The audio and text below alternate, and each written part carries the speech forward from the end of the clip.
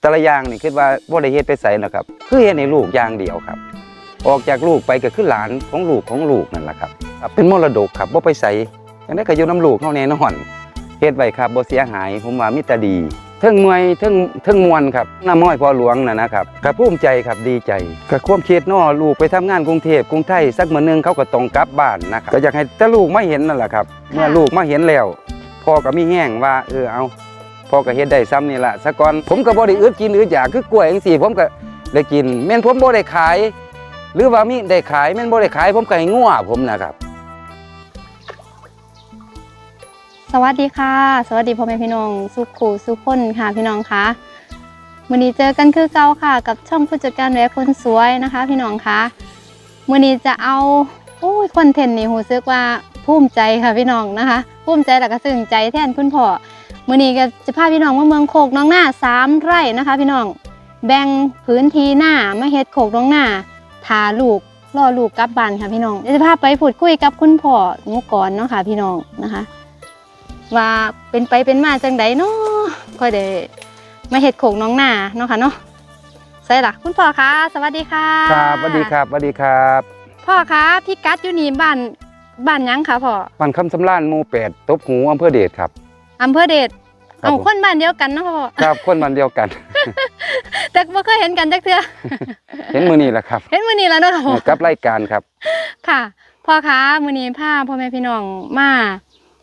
ชมเกษตรผสมผสานโขกน้องหน้าของพ่อ3 ไร่เนาะค่ะพ่อเนาะครับผมพ่อคะเฮ็ดมาจักปีค่ะพ่อกำลังปีเศษครับปีเศษเนาะค่ะครับเป็นจังได๋แน่ค่ะพ่อม่วนบ่หรือเมื่อยบ่ก็เทิงเมื่อยเทิงม่วนครับดีใจคือเห็นต้นไม้เฮานี่ล่ะมันแม่นบ่ทันสวยงามแฮงก็คิดว่ามันคือสิงามอยู่คิดว่าค่ะพ่อครับเอาพ่อคะตอนที่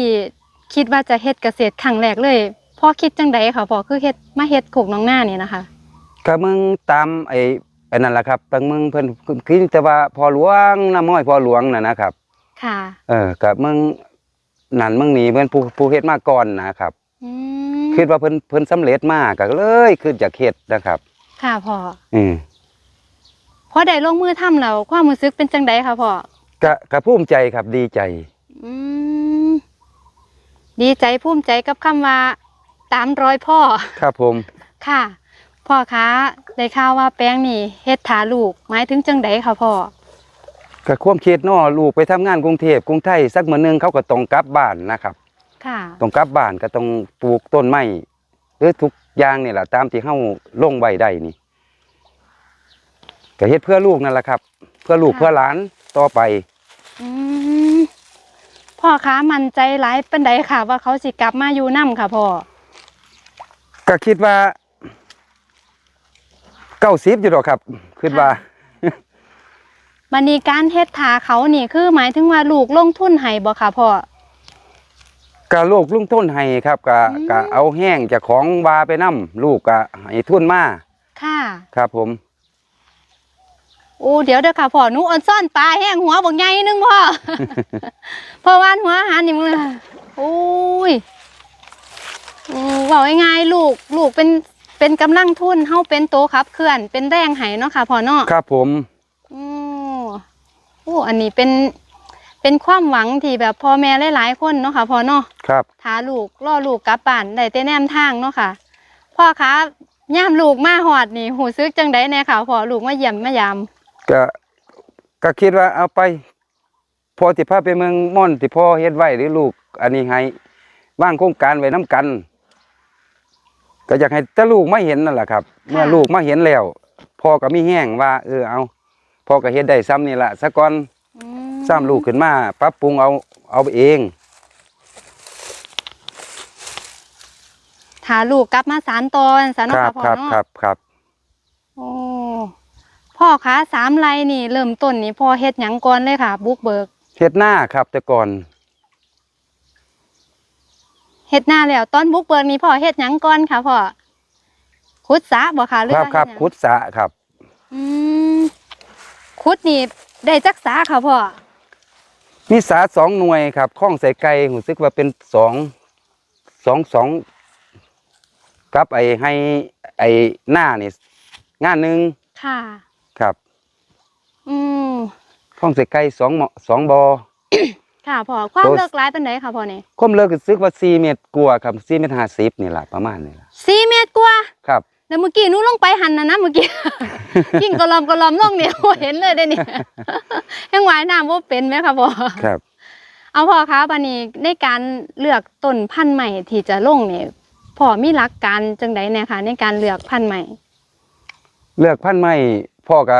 สิเน้นไอ้เรื่องต้นไม้ไอ้ประเภทไม้ยืนต้นนะครับ เป็นไม้ย่าง เป็นไม้ตะเพียนจังซี่นะครับ ค่ะพ่อ เป็นไม้อยู่ไอ้อิหยังล่ะแหน่ต่อมาหันก็เป็นผลไม้ครับ ค่ะ ผลไม้กับผสมผสานกันไปนะครับกับไผ่น้ำ อืม ที่เน้นๆอีหลีคือเดียวนี่ก็เดียวเห็นอยู่นี่คือกล้วยครับกล้วย ค่ะพ่อ ครับ พ่อค้าแป้งนี่บุกเบิกเฮ็ดมาได้โดนซ้ำใดแล้วค่ะพ่อ ประมาณปีเศษๆครับ ปีเศษ มีถุนานี่ก็2 ปีครับ โอ้ค่ะ เอาพ่อค้าให้ถามแน่ว่าเฮ็ดมาเกือบ2 ปีแล้วผลผลิตในนี่ได้หยังแน่ค่ะพ่อ2 ปี ก็คือกล้วยครับ กล้วยกับป่าครับ ค่ะกล้วยกับปลาเนาะค่ะพ่อเนาะ ครับผม มันนี้มีหยังสามารถสร้างรายได้ให้พ่อได้แน่หรอบ่คะพ่อ ก็คือปลูกทั่วครับปลูกทั่วปลูกบักเขือปลูกบักฮุ่งสินะครับ ก็ไอ้กับขายมั่งก็ให้พี่น้องแจกจ่ายกันพี่น้องเฮามากินไปกินน้ำนะครับ ค่ะ คือการเริ่มต้นสินะครับ อืมโอ้เอาแต่กี้พ่อตอนปลูกตอนอันนี้พ่อเคยคิดอยู่บ่คะว่ามันสิสามารถสร้างรายได้ให้เฮาได้อีหลีจังซี่นะคะ ก็คิดอยู่ครับก็คิดว่าเฮ็ดไปนี่มันสิจังได๋เนาะแต่ว่าพ่อก็เอาตัวยืนหยัดมาคือว่านั่นล่ะคือพ่อหลวงเฮาว่าเฮ็ดว่า เพิ่นออกมาเด่นแล้วพ่อก็คิดว่าเพิ่นคือสิบ่ตัว ค่ะพ่อ ครับเมื่อพ่อมาเฮ็ดจริงๆแล้ว มันสิเข้าข่ายเพิ่นอีหลีนั่นล่ะคือผมว่าเยียวนี่ อืม ผมก็บ่ได้อึดกินอึดอยากคือกล้วยจังซี่ผมก็ได้กินแม่นผมบ่ได้ขาย หรือว่ามีได้ขายแม่นบ่ได้ขายผมก็ให้งัวผมนะครับ เพราะว่ามันเป็นอาหารของงัวผมแบบดีเลยนะครับ กล้วยนี่บ่คะพ่อ ครับผม โอ้ว่ายังไงถึงเฮาสิบ่ได้ขายแต่อยังน้อยครอบครัวเฮาก็ยังได้กิน ได้กินครับได้กิน ค่ะพ่อ ครับผม โหสุดยอดแห่งลูกใกล้สิกลับมาแล้วไปพ่อ เพิ่นก็ว่า5 ปีครับ 5 ปีอะ แต่ว่าหลังจากหลุดจากปีนี้ก็คือสิเป็น4 ปีจังซี่นะครับ เอาถ้าเพื่อปีหน้าเพิ่นบอกว่าอีก5 ปีเด้อพ่อปีฮื้อ พ่ เพิ่น อ ก็ว่าอีก5 ปีเด้อพ่อสิเฮ็ดจังไดล่ะพ่อ พ่อก็ต้องเฮ็ดล่อเพิ่นไปอีกครับ ค่ะ ครับผม โอ้บอกยังไงบางแบบว่าหลายๆคนเหตุผลกับบ่คือกันบ่ซ้ำกันเนาะค่ะเพราะเนอภาระกับบ่คือกันบ่ซ้ำกันคือกันเนาะ ครับผม ค่ะ โอ้โหสุดยอดแห่งลูกกลับมานี่ลูกไม่เห็นต้นไม้สีเขียวๆเห็นปลาตัวใหญ่ๆสิก็สิภูมิใจนำเด้ค่ะพ่อ ครับผม ค่ะบัดนี้บ่อที่เลี้ยงปลาหยังค่ะพ่อนี่ ตัวนี้ก็ปลาดุกคือกันครับ ปลาดุกบ่คะ ครับผม อู้พ่อคะแต่ว่าข้างๆนี่บ่เป็นตะเลิกแมันบ่คะมีหยัง ตัวนี้ก็อยู่ประมาณเมตรครับ อู้ อยู่ขอบไอ้อิหยังก็อิหยังตะพักนี่ครับคือ ค่ะ ตะ พ่ พั อก อุ้ยปลามาแล้ว ครับ อู้พ่อถ้าว่านแหลงนี่คือสิยกแหบ่ได้เด้อค่ะพ่อนี่ อุ่นกำลังเลนมา โอ้ย โบ เอาพ่ โบ อคะพ่อคิด โบ ว่าเกษตรผสมผสานนี่ดีจังไดแน่ค่ะพ่อ ความดีของมันเนาะครับเนาะมันก็คือว่าเฮาบ่อึดกินอึดอยากนี่แหละครับ ต่อไปคันคิดว่าปลานี่มันมาปล่อยเนาะตามสังเกตบางแล้ว มันก็ออกแม่แพร่ลูกนำได้ครับเฮาบ่ได้ไปสามารถที่ไปซื้อพันธุ์มาอีกนะครับ มันออกมาอยู่ครับ ผมสังเกตมึง ปาดอุ้ยพ่อออกมาจากกอหญ้ากออันนี้แม่พ่อ อุ้ยพ่อจ้ามึงที่ละพุ่น ครับผม อุ้ยมันออกมาจากอันกอหญ้าค่ะพี่น้องอุ้ยเป็นตะอุ่นซ่อนแห้งบอกง่ายๆเกษตรผสมผสานนี่อยากหยังก็ได้กินอันนั้นเนาะค่ะพ่อเนาะ ครับผมครับผม ได้กินหลากหลาย ครับ เอาพ่อคือบ่เฮ็ดเชิงเดียวค่ะพ่อเฮ็ดอย่างเดียวปลูกแต่มันจังซี่นะ อยากเห็นหลายๆอย่างนี่สิครับ อย่างละเล็กอย่างละน้อย อย่างละเล็กอย่างละน้อยเนาะค่ะพ่อเนาะ ครับ อืมเมื่อยก็เศร้า เมื่อยก็เศร้าครับ ความหวังก็คือสักมื้อหนึงก็จะครอบครัวอยู่พร้อมหน้าพร้อมตาเนาะค่ะ ค พ่อ รับผมครับผม โอ้ยอ่อนซ่อนสัมผัสบ่ออกอ่อนซ่อนปลาพ่อ ครับผมขอบคุณครับ ค่ะพ่อหนูเมื่อเอาเบ็ดกันเด้อ มาเลยครับมาเลย ว่านแหบ่เป็นสิใส่เบ็ดเอาดอกป้าค่ะพ่อคะวันนี้เฮ็ดหยังอีกเนี่ยค่ะพายางไปเมืองทางผุนเนี่ยเนาะ ครับ เนาะโอ้ยปลาตะวันซ่อนแห้งค่ะพี่น้อง พ่อคะแล้วตอนที่พ่อตัดสินใจแบ่งพื้นหน้ามาเฮ็ดโขงน้องหน้านี่เคยคิดเสียดายบ่คะพ่อ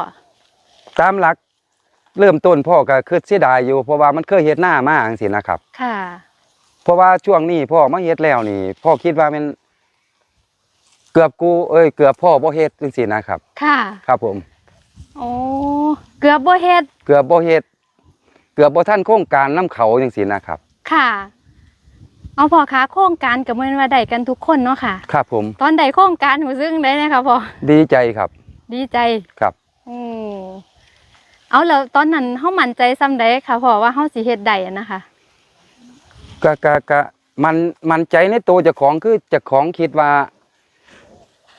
ต้องสู้จังซี่นะครับ ค่ะ คิดว่าต้องสู้คำว่าสู้คิดว่ามื้อหนึงวันหนึงก็คือว่าบ่สำเร็จหน่อยก็คือจะสำเร็จหลายจังซี่นะครับ อืมค่ะพ่อ เอาพ่อคะเกือบ2 ปีแล้วที่เฮ็ดเกษตรมาเจอปัญหาหยังแน่ค่ะพ่อที่เฮ็ดให้รู้สึกว่าเมื่อยว่าท้อนะคะ ทุกความเมื่อยก็คือนี่แหละครับไอ้ตัวปัญหาอยากแก้ก็คือหนึ่งคือต้นกล้วยเฮาเนี่ยนะครับที่แรกงามจังซี่นะครับงามก็เป็นหน่วยงามเป็นหน่วยดี ตัวปัญหาสิแก้เนี่ยคือว่ามันมาเป็นไอ้เป็นพายจังซี่นะครับมันเป็นบางต้นจังซี่นะครับตัวนี้แหละผมคิดอยากแก้อยู่อยากแก้จักสิหาแนวใดแก้ก็จะพยายามสืบสอบถามเพิ่นผู้เพิ่นสำเร็จมาแล้วจังซี่นะครับ อืมค่ะ เอาพ่อคะพ่อตั้งเป้าหมายไว้จังใดนะคะกับแปลง3 ไร่นี่นะคะ ในอนาคต เป้าหมายก็คือว่าก็ว่าเฮ็ดทาลูกนี่แหละครับ เป้าหมายนี่มีเป้าหมายเดียวเลยนักแน่นเลย ครับ เฮ็ดทาลูกอย่างเดียว ทาลูกแล้วก็เฮ็ดให้ลูกอยากให้ลูก มาสานต่อ มีอยู่มีกินอะไรมาให้เขามาสานต่อเพื่อลูกเขาไปไผ่ภาคหน้าจังซี่นะครับ ค่ะ ครับ เพราะว่าเฮาก็บ่ฮู้ว่าต่อไปในภายภาคหน้าเฮาจะเจอสะอีหยังอีกแน่เช่นโควิดจังซี่เนาะค่ะพ่อเนาะ ครับผม เฮาก็บ่นึกบ่ถึงคือกันก็มาแบบปุ๊บปั๊บจังซี่เนาะค่ะพ่อ ครับ ถ้าไปถึงแบบว่าเขาอยากหมากแพงจังซี่อย่างหน่อยเฮาก็มีของในสวนเฮากินแม่นบ่ ครั คะ บผ พ่อ มครับผมครับผม ก็จะประมาณนี้นะคะ คือ ครั จุ บ ดหมายของคุณพ่อก็คือ รอลูกกลับบ้าน รอลูกกลับบ้านนะคะพี่น้องนี่คือ ครับ เป้าหมายเดียวเลยของคุณพ่อนะคะคุณพ่อคะไปยาพายางไปอีกนะคะมีโครงการจะเฮ็ดหยังอีกเนี่ยโอ้ตรงนี้ก็เป็นคลองคือกันเนาะค่ะพ่อเนาะ ครับข้องมันสิเป็นตัวยู่ครับมันสิเป็น อ๋อ ไอ้วงกลมของตัวยู่ ค่ะ คลอง เป็น ใส่ไก่ตัวนี้ เนาะค่ะเนาะ ครับผมตัวนี้ก็จะเป็นปลาเข็งครับ เอาปลาเข็งบ่ค่ะพ่อ กับปลาเข็งกับปลาปึง อืม แต่มันตัวบ่ทันใหญ่ดอกปลาปึงมันอันนั้น โอ้ปลาเข็งกับตัวใหญ่เลยเด้อค่ะพ่อเนาะ ปลาเข็งกับตัวใหญ่แหละครับ ค่ะ อันไปไสก็อ่านไปกินอันปลาซาเพิ่นค่ะพี่น้องเอ้ยปุ่นมาแล้วปลา มันกว้างเนาะมันละจักมันสิอยู่ไสนี่มันกว้าง ค่ะว่าง่ายๆเพิ่นได้อยู่ซากกว้างๆเพิ่นก็ใหญ่ไว้เนาะค่ะ ครับ อุ้ยปลาเข็งคือดำปึ๊ดเลยค่ะพ่อ ครับปลาเข็งหน้าพอได้พอก็เอามาลงน้ำคือกัน อืม ทีนี้คือ จ้ะ ปลาเข็งใหญ่ก็เริ่มต้นมาปล่อยปลาเข็งใหญ่ ค่ะพ่อ ไปใส่ในเนาะบาด อยู่ในนี่ล่ะเพิ่นบ่ไปใส่ดอกพ่อครับพ่อมีแนวคิดมีความคิดจังได๋เนี่ยค่ะกับคนที่ไปเฮ็ดงานไกลๆแล้วก็วางแผนอยากกลับมาอยู่บ้านน้ำพ่อน้ำแม่ค่ะพ่อพ่อคิดว่าเพิ่นควรจะวางแผนจังไดค่ะพ่อ ครับก็คือพอตามที่พ่อเฮ็ดมาเนาะครับเพิ่นก็ขอก็สวัสดีพี่น้องเนาะพวกที่นี่พวกบ่ทันเฮ็ดนะครับ หรือว่าลูกหลานไปทำการทำงานได้เงินได้ทอง พวกบ่ทันใหญ่นะครับพวกกำลังสิเฮ็ดสิทำเนี่ยครับพ่อก็อยากแนะนำว่าคันมีความคิดดีๆก็มาวางแผนแล้วก็เฮ็ดไว้คิดว่าพ่อคิดว่าดีนะครับ พวกสิท่านมาบ่ท่านได้จังซี่ก็ให้พ่อให้แม่เฮาเฮ็ดท่าคือยังพ่อนี่แหละครับพ่อก็เฮ็ดไว้ท่าลูกถ้าลูกมา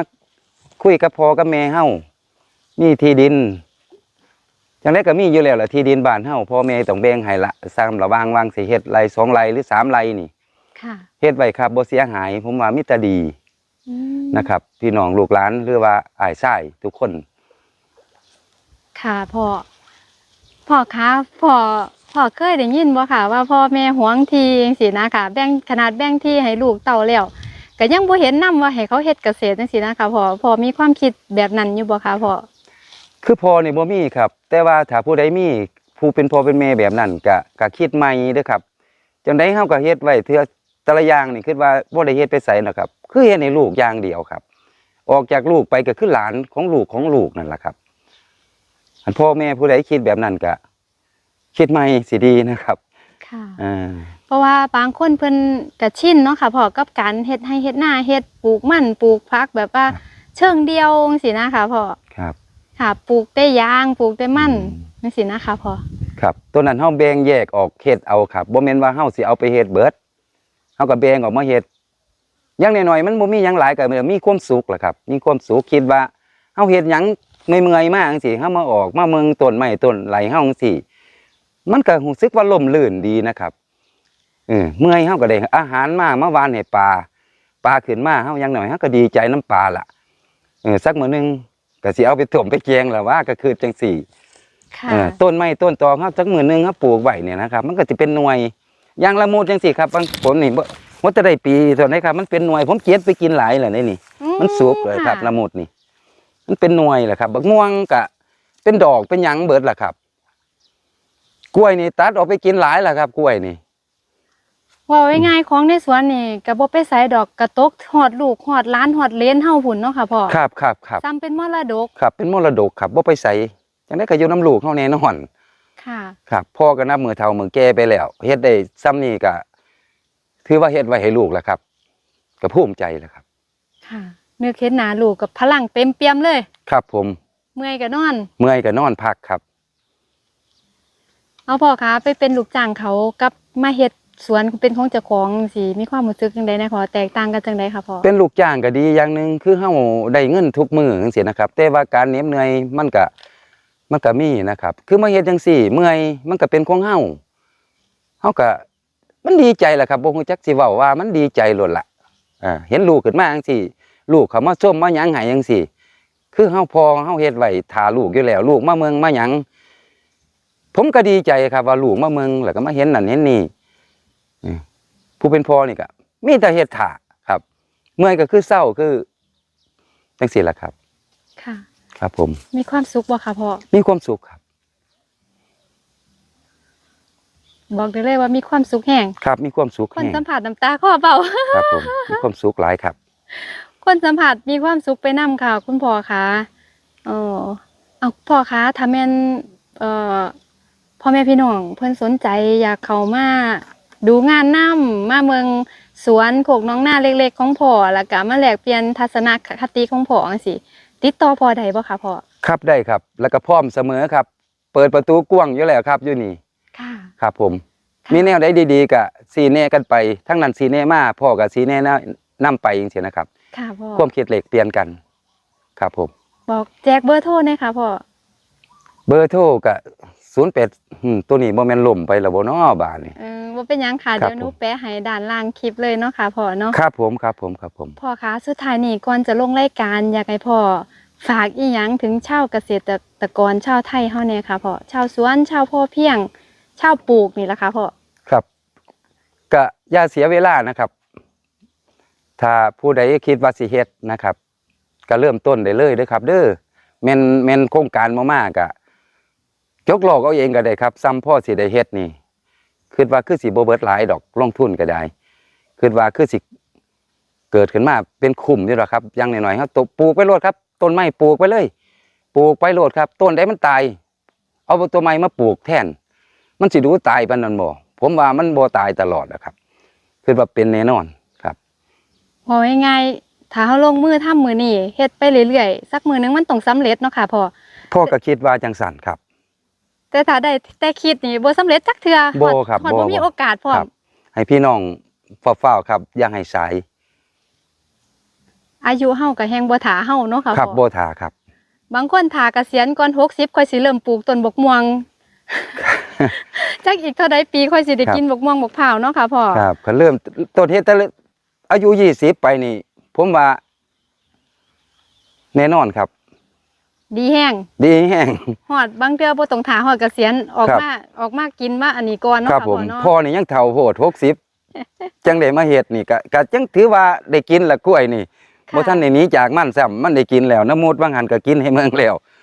ค่ะ ครับผม โอ้คุณพ่อคะมื้อนี้ลูกขออวยพรให้คุณพ่อให้ลูกคุณพ่อกลับมาไวๆแล้วก็ได้อยู่พร้อมหน้าพร้อมตาเฮ็ดเกษตรแบบมีความสุขแล้วก็ประสบความสำเร็จเนาะค่ะคุณพ่อสุขภาพแข็งแรงค่ะ ครับ พ่อคะมื้อนี้ขอบคุณหลายๆที่มาแลกเปลี่ยนความฝันแล้วก็เป้าหมายของคุณพ่อในการทำเกษตรเนาะค่ะพ่อเนาะ ครับผม คุณพ่อคะสวัสดีค่ะ สวัสดีครับ พี่น้องคะผู้จัดการสัมผัสไปน้ำตาคลอเบาไปค่ะพี่น้องนะคะ